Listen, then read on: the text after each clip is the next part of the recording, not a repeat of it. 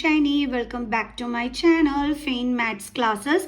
So ഇന്നത്തെ ക്ലാസ്സിൽ നമ്മൾ പഠിക്കാൻ പോകുന്നത് സർഫസ് ഏരിയാസ് ആൻഡ് വോളിയൂംസിൽ ഒരു ഇമ്പോർട്ടൻറ്റ് ക്വസ്റ്റ്യൻ ആണ്. Metallic solid sphere of radius 10.5 cm melted and recasted into smaller solid cones, each of radius 3.5 cm and height 3 cm. How many cones will be made? അപ്പോൾ ഇതാണ് നമ്മുടെ question.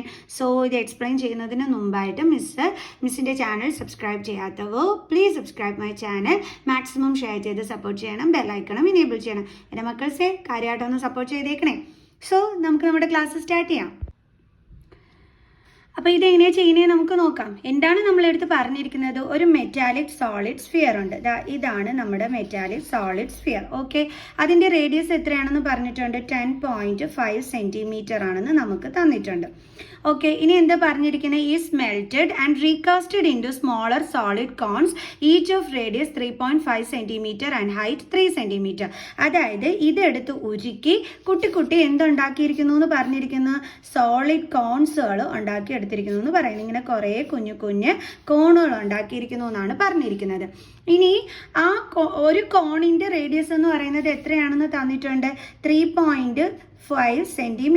അതായത് ഓരോ കോണിൻ്റെയും radius 3.5 cm അതേപോലെ height എത്രയാണെന്നും തന്നിട്ടുണ്ട്? 3 cm ആണെന്നും തന്നിട്ടുണ്ട്.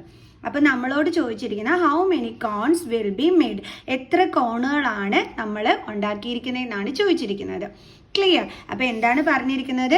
ഈ ഒരു വലിയ മെറ്റാലിക് സ്ഫിയറിനെ മെൽറ്റ് ചെയ്തിട്ട് നമ്മൾ കുറേ കുട്ടി കോണുകൾ ഉണ്ടാക്കിയിട്ടുണ്ട്.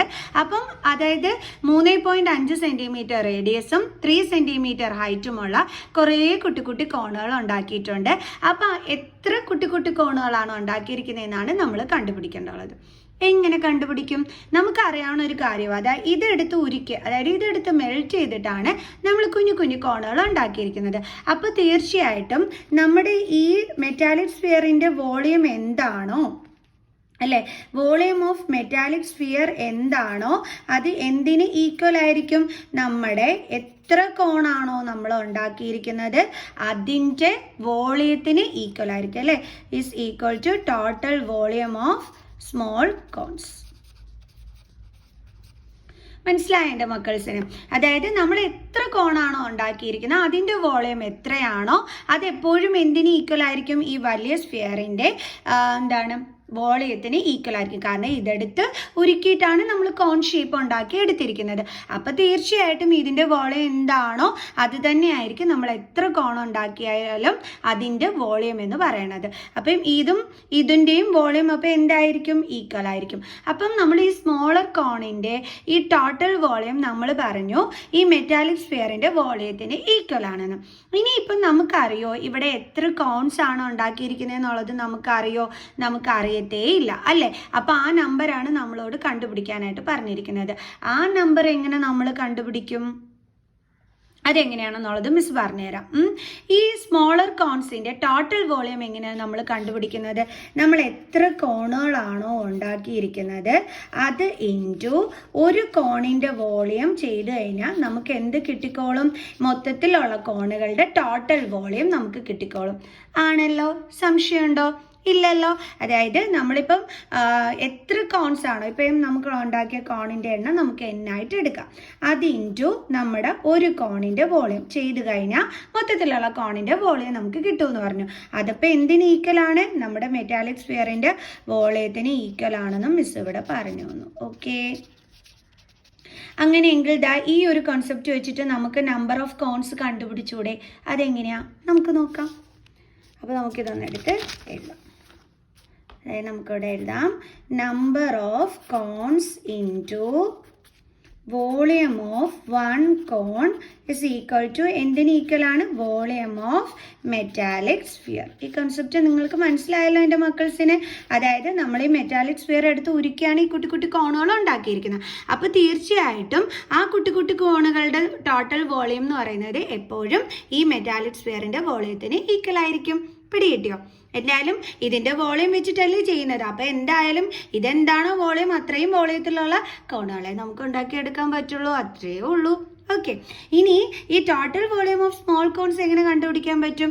എത്ര കോണുകളാണോ നമ്മൾ ഉണ്ടാക്കിയത് അത് ഇൻറ്റു ഒരു കോണിൻ്റെ വോളിയം ചെയ്യുമ്പോൾ നമുക്ക് ടോട്ടൽ കോൺസ്, അതായത് മൊത്തത്തിൽ എത്ര കോണുണ്ടോ അതിൻ്റെ വോളിയം നമുക്ക് കിട്ടുകയും ചെയ്യും. അപ്പോൾ അത് വെച്ചിട്ടാണ് മിസ് ഇതേ ഇങ്ങനെ എഴുതിയത്. ഓക്കെ, അതപ്പോൾ എന്തിന് ഈക്വലാണ്? നമ്മുടെ മെറ്റാലിക് സ്ഫിയറിൻ്റെ വോളിയത്തിന് ഈക്വലാണ്. സോ നമ്പർ ഓഫ് കോൺസ് നമുക്കറിയില്ല, അപ്പോൾ അത് നമ്മൾ എന്നായിട്ട് ഓൾറെഡി എടുത്തു കഴിഞ്ഞു. ഓക്കെ, അപ്പോൾ ഈ നമ്പർ ഓഫ് കോൺസിൻ്റെ ഈ എന്താ പറയണേ ആൻസർ എങ്ങനെയാണ് നമ്മൾ കണ്ടുപിടിക്കാൻ പോകണമെന്ന് അറിയാം. ഈക്വൽ ടു നമ്മുടെ വോളിയം ഓഫ് മെറ്റാലിക് സ്ഫിയർ, ഇവനെ ഇങ്ങോട്ട് ട്രാൻസ്പോസ് ചെയ്യണം വോളിയം ഓഫ് വൺ കോണിന്. അപ്പോൾ എന്ത് വരും? Divided by volume of one cone. Easy അല്ലേ എൻ്റെ മക്കൾസേ? ഇനി നമുക്ക് എന്ത് ചെയ്യാം? ഇവിടെ നമ്മുടെ ഫോർമുല എടുത്ത് എഴുതാം. മെറ്റാലിക് സ്ഫിയറിൻ്റെ വോളിയം എന്ന് പറയുമ്പോൾ എന്താ വരുന്നത്? 4/3π. നമുക്ക് സ്ഫിയറിൻ്റെ റേഡിയസ് ആണെന്ന് അറിയാൻ വേണ്ടി ക്യാപിറ്റൽ ലെറ്റർ R കൊടുക്കാവേ. R³ ബൈ അടുത്തതെന്ന് പറയുമ്പം 1/3 വോളിയം ഓഫ് കോൺ 1/3π. കോണിൻ്റെ ആണെന്ന് അറിയാൻ സ്മോൾ ലെറ്റർ ആറും കൊടുക്കുക. ഓക്കെ, അപ്പോൾ ഇത് ഈ പൈയും ക്യാൻസൽ, 3യും ക്യാൻസൽ, 6ഉം ക്യാൻസൽ ചെയ്യാൻ പറ്റൂല, കാരണം ഇത് സ്ഫിയറിൻ്റെ റേഡിയസും ഇത് കോണിൻ്റെ റേഡിയസുമാണ്. ഓക്കെ, തെറ്റിച്ച് വെച്ചാളായിരുന്നു. അപ്പോൾ ബാലൻസ് എന്താ ഉള്ളത്? 4r³ by r²h is equal to 4 into നമ്മുടെ മെറ്റാലിക് സോളിഡ് സ്ഫിയറിൻ്റെ റേഡിയസ് എത്രയാണ്? 10.5. അപ്പോൾ ക്യൂബാണ്. So into 10.5 into 10.5 divided by, അതേപോലെ തന്നെ നമ്മുടെ കോണിൻ്റെ റേഡിയസ് എത്രയാണ്? 3.5, ഹൈറ്റ് 3 ആണ്.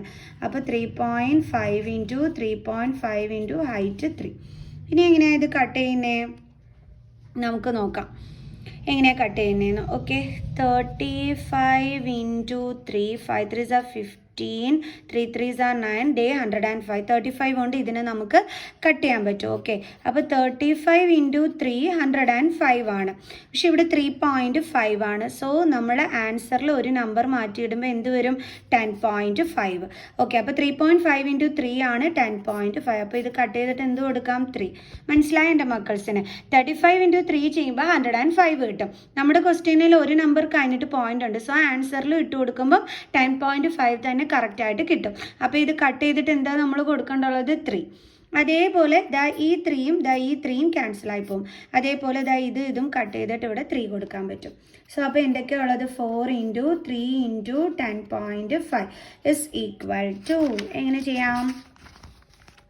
നമുക്ക് 105 ഇൻറ്റു 3 ചെയ്യാം. Okay, 5 3s are 15, 1, 3 0s are 0, 1, 3 1s are 3. Then 315 into 4, 5 4s are 22, 4 1s are 4, 5 6, 4 3s are 12. Okay. അപ്പോൾ നമുക്ക് എത്ര കിട്ടിയത്? 1 2 6 0. അതിൽ ഒരു നമ്പർ കഴിഞ്ഞിട്ട് പോയിന്റ് ഉണ്ട്, നമ്മൾ ഇട്ട് കൊടുത്തു. സോ നമുക്ക് ഫൈനലി കിട്ടിയത് 126 ആണ്. അപ്പോൾ നമ്പർ ഓഫ് കോൺസ് എത്രയാണ് ഇവിടെ നമ്മൾ കണ്ടുപിടിച്ചത്? 126. എളുപ്പമല്ലായിരുന്നു ചെയ്യാനായിട്ട്. ആകെ നമ്മൾ ഈ ഒരു കോൺസെപ്റ്റ് മാത്രം അറിഞ്ഞിരുന്നാൽ മതിയായിരുന്നു. എന്തായിരുന്നു?